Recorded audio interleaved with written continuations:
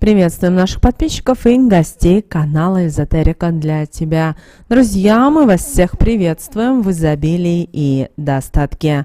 Сегодня у нас с вами, друзья, народные приметы на 1 декабря. В этом видео поговорим о церковном календаре, поговорим о народном календаре. Обязательно уделим внимание, что можно делать и чего нельзя делать 1 декабря. Девочки и мальчики, у нас сегодня с вами 1 декабря, первый день зимы. У многих уже он наступил со снегом, с метелью, у кого-то с какими-то небольшими отклонениями в природе, но все же мы всех поздравляем. И надеемся, что этот декабрь для вас пройдет плодотворно. Вы действительно создадите вот тот фундамент, который нужен уже на следующий 2024 год. Обязательно подготовьтесь правильно к встрече следующего года, потому что он обязательно будет достаточно ярким, интересным и необычным. И мы об этом говорим в видео на канале. Поэтому, кому интересно и важно, обязательно переходите и смотрите. Ну а сейчас мы уделим внимание народным приметам на 1 декабря. Итак, друзья, 1 декабря православная церковь чтит память святых мучеников Платона и Романа, которые пострадали за веру в 4 столетии. Платон был братом мученика Антиоха.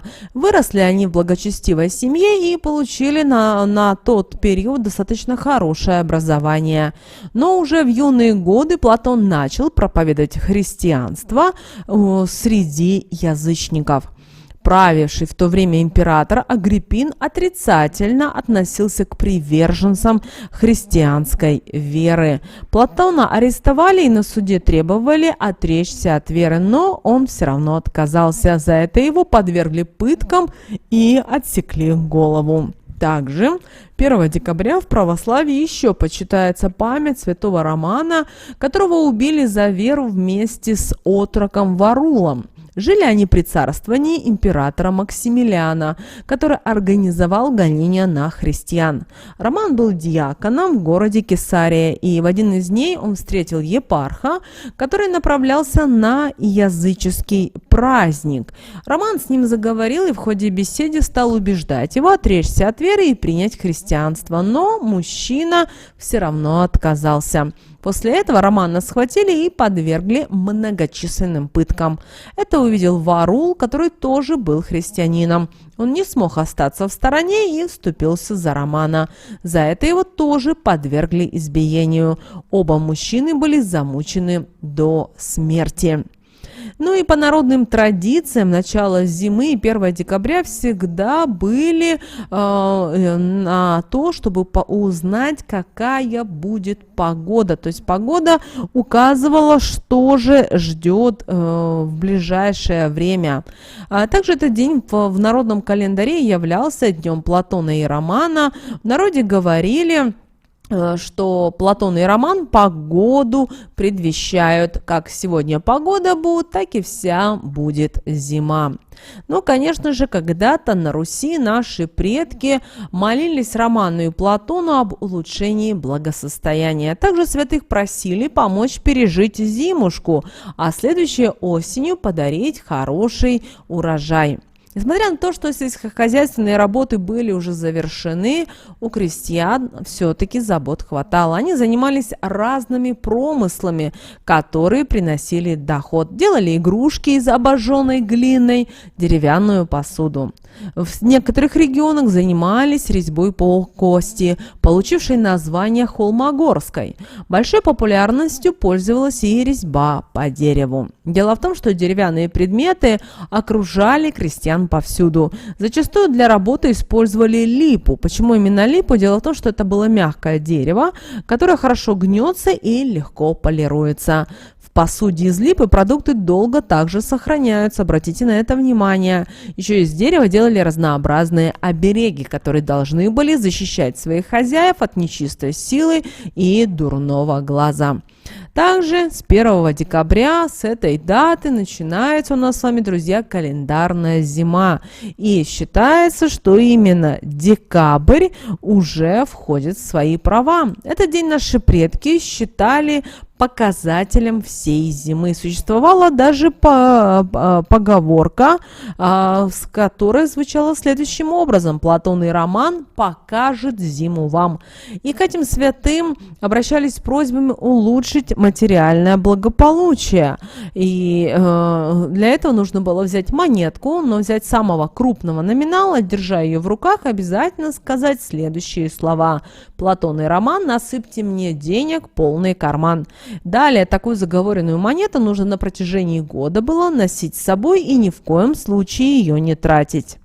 А вот у женщин 1 декабря, в день Платона и Романа, проходил день в стирке. Ходили по воду, грели ее на печи и устраивали обязательно уборку спальных мест, а также постирушки постели. Снимали паутину на палатях и на лежаках. Стелили 1 декабря более теплое одеяло и толстые матрасы, ведь с каждым днем становилось все холоднее и холоднее, а печка не могла согреть дом, и поутру было все-таки очень холодно. И 1 декабря девушки на выданье после того, как помогут матерям с домашними делами, отправлялись к Липе, чтобы попросить у нее помощи поскорее найти вторую половинку. Ну и, конечно же, каждая выбирала именно свое дерево. Вешала на его ветви платочек, обнимала ствол, рассказывала о своем одиночестве и просила помочь в избавлении от него. Платок не снимала, на следующий день шла к Липе и смотрела, на месте он или нет. Если не было, то Липа приняла подарок от девушки и постарается помочь. Но если платок висел, увы, пока она бессильна, и девушка замуж считалось, что не скоро выйдет. И вы знаете, 1 декабря всегда выпадает на тот же день недели, что и 1 сентября. И вы знаете, знахари считали, что первый день зимы – лучшее время для начала лечения хронических заболеваний или так называемого косметического дефекта. Не имел значения способ лечения. Можно пользоваться и народными средствами, и обрядами, и обращаться к ведуньям, тем, кто действительно разбирался. Также обращаем ваше внимание, что сегодня, 1 декабря, 4-й день рождественского поста, который проходит спокойно. Старцы считали, что в это время надо посвятить только рукоделию и своей семье. Женщины шили и вязали, а мужчины делились со своими детьми опытом в изготовлении поделок. Особенно хорошо на Платона и Романа изготавливать что-то из дерева, что потом можно было продать. Это могла быть посуда, ложки, детские игрушки и так далее. Также в этот день внимательно следили за погодными явлениями и по народным приметам на 1 декабря предсказывали, какой же будет наступившая зима. Итак, какая погода стоит 1 декабря, такая и на протяжении всей зимы продержится. Если вы увидели 1 декабря обжившего комара или муху, то это говорит, что будет оттепель в ближайшее время. Но если за окном метель, то и на Масленицу заметет снегом все вокруг. Увидеть разгулявшуюся разгуливающую по двору ворону – это к потеплению. Ну а если месяц на небе в кругу, к снегопаду. Если сбоку от месяца видны яркие блики, то ожидаются холода. Ну а если сильный ветер за окном, зима будет ветреной и снежной. Если на щеколде входной двери ржавчина появилась, то ждите непогоды. Также 1 декабря именины отмечают Николай, Платон и Роман. Человек, рожденный 1 декабря по знаку зодиака Стрелец, считается, что он будет обладать большой силой воли и твердым и непоколебимым характером. Такие люди всегда идут к поставленной цели, ну а в качестве талисмана им подходит малахит. Этот камень поддерживает духовные силы и гармонизирует внутренний мир, придавая своему владельцу уверенности и обаяния. А вот талисманом считается золотой лев, который считается одним из самых мощных оберегов и покровителей. Поэтому фигура в виде него, в виде золотого льва, изготовленная из малахита или слоновой кости, способна улучшить ваши положительные качества и практически полностью избавить вас от отрицательных. Кроме того, вы сумеете с легкостью распознать врагов. Следует учитывать, что статуэтка небольших размеров не будет иметь никакого эффекта. Ну а сны, приснившиеся в ночь с 30 ноября на 1 декабря, должны обнажить перед вами ваши собственные пороки. Особенно стоит обратить внимание на яркие и хорошо запоминающиеся сновидения. Так, если в ночь с осени на зиму вы увидите себя в роли власть имущего, даже если при этом вы никем не руководите, значит, пора усмирять свою гордыню. Если же вам приснится молния, ваше диктаторское поведение в ближайшее время сыграет ключевую и не самую хорошую роль в вашей жизни. Но если в ночь вам приснится, как кто-то вами командует, требует от вас что-то или обижает вас, в реальности это будет означать, что в настоящее время вам нужно сделать какой-то решительный шаг. Советы извне при этом необходимо все-таки игнорировать. Обращаем ваше внимание, что в ночь с 30 ноября на 1 декабря также важны образы, связанные с вашим родом. Если приснится ваш предок, почивший от вредных привычек, необходимо, если не отказаться от них, то хотя бы снизить их, как говорится, концентрацию. В противном случае готовьтесь к серьезным проблемам со здоровьем. Также на Романа и Платона было принято читать магические слова на материальное благополучие. Поэтому мы и вам предлагаем 1 декабря обязательно провести следующий обряд. Итак, вам необходимо 1 декабря сесть за стол и поставить на него 3 свечи в виде треугольника, зажечь их и произнести такие слова, как «свечи эти горят, пылают, так пусть богатство ко мне прилипают, огнем заклинаю, денег прибавляю». Смотреть на свечи до тех пор, пока они не сольются в воображении в единую большую свечку. Теперь далее можно отвести взгляд и дождаться, когда они догорят. После собрать и положить в тайное место. Теперь давайте поговорим о том, а что же можно делать 1 декабря. Вы знаете, в первый день зимы и первый день декабря крестьяне занимались разными промыслами, которые приносили им доход. Делали игрушки из обожженной глины или, как вариант, деревянную посуду. Также на Руси в этот день было принято молиться Роману и Платону об улучшении благосостояния. Кроме того, святых просили помочь пережить зимушку и послать хороший урожай в следующем сезоне. Теперь давайте поговорим о том, а что же нельзя было делать 1 декабря, в первый день зимы.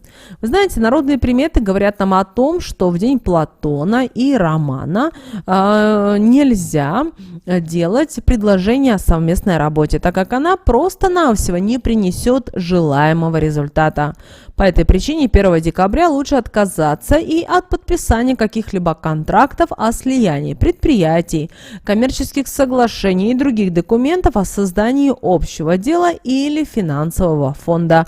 В итоге можно остаться и без денег, и без друзей. Нельзя 1 декабря есть со стеклянной, керамической, фарфоровой или любой другой посуды, кроме деревянной. Кто нарушит этот запрет, привлечет в семью ссоры и проблемы с деньгами. Наши предки не только в день Платона и Романа, но и в другие дни старались есть только из деревянной посуды, которую изготавливали именно 1 декабря, поскольку она, по поверьям, укрепляла узы родства. Чаще всего использовали для изготовления такой посуды липу. Дело в том, что именно это дерево способно защитить от влияния нечистой силы. Конечно, сейчас в нашем современном мире не всегда вы найдете посуду из дерева, но все же постарайтесь хотя бы иметь у себя дома деревянные ложки и время от времени их использовать. Вы знаете, когда вы с них кушаете, вы даже по-другому ощущаете те или иные блюда. Также нельзя в день Платона и Романа, чтобы грязную посуду после ужина мыл чужой человек. Считается, что именно 1 декабря это должна делать только хозяйка дома. Если же за мытье посуды примется гостья, она смоет из семьи благополучие и счастье. Исключение делается сугубо для девушек на выданье. По народным приметам, если она сегодня вымоет посуду в чужом доме, то скоро встретит свою вторую половинку и в течение года даже выйдет замуж. 1 декабря не стоит выбрасывать или дарить игрушки своих детей, так как вместе с ними можно отдать удачу ребенка. Эта народная примета особенно часто сбывается, если с этой игрушкой малыш спал. Нельзя в день Платона и Романа пропускать и службу в храме. У того, кто не посетит церковь, начнутся большие финансовые проблемы, и в итоге он останется без средств к существованию. Нельзя и 1 декабря жаловаться и злиться. Этим можно навлечь на себя неприязнь темной силы. Поэтому в день Платона и Романа рекомендуется держать эмоции под контролем, а для этого необходимо постараться свести к минимуму общение с неприятными людьми. Друзья, вот такой у нас с вами день, 1 декабря. Мы всех поздравляем с первым днем зимы, с первым днем с первым днем декабря. Пусть в вашей жизни будет все самое лучшее и то, что вы желаете. Ну а с вами, как всегда, был канал Эзотерика для тебя. Обязательно поделитесь этим видео с теми, кому вы знаете, что это видео и эта информация будут полезна и важна. Но прямо сейчас, друзья, вы на экране видите 2 всплывающих окна. Это следующее рекомендованное видео для вас. Нажимайте на то видео, которое вам на интуитивном уровне понравилось больше, и смотрите. Всех вам мыслимых, друзья, и немыслимых благ. Услышимся с вами уже буквально в следующем видео.